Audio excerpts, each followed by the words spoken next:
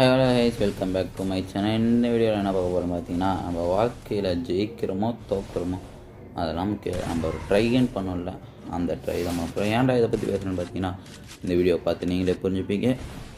Video என்ன பிடிச்சிருந்தா like பண்ணிட்டு ஃபாலோ பண்ணிக்காங்க மறக்காமல். பாய் கைஸ், வீடியோ ஃபுல்லாக பார்த்துருப்பாங்க.